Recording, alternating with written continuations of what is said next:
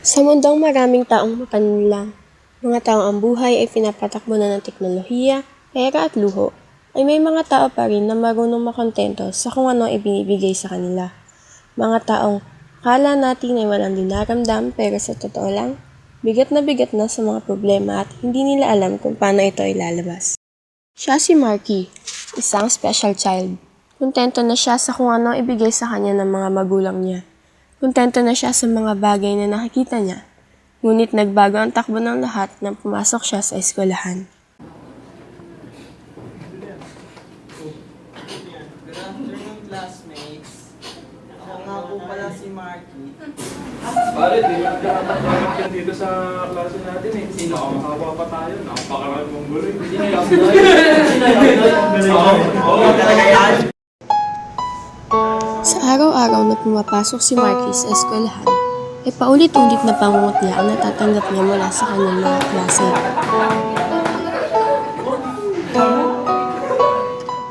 Naging malaki ang epekto nito sa kanya kung kaya't humantong ito sa isang pangyayari na hindi maiisip ng kanyang mga magulang na magagawa niya.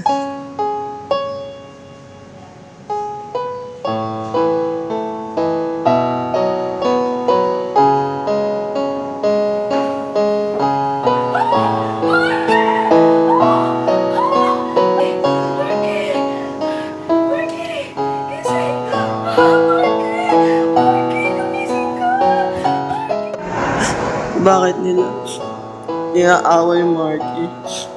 Gusto ko lang naman kaibigan eh. Mahirap ba ako maging kaibigan? Maging friend? Ba't ba ako papagad? Sana po, tanggap niyo po ako dyan sa heaven.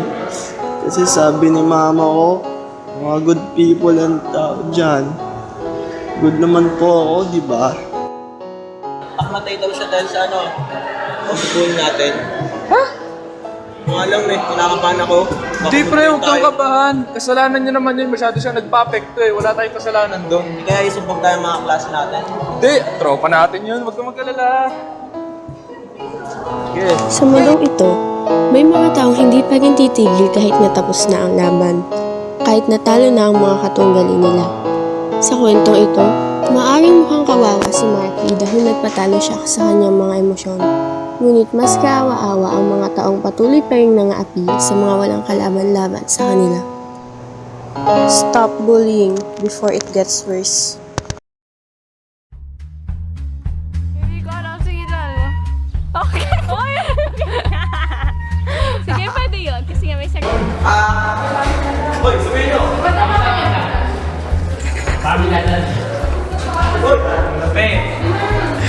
Idadaan!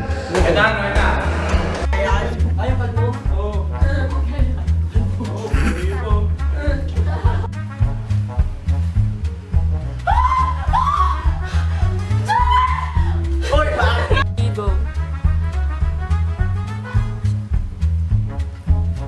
Alam ko lang.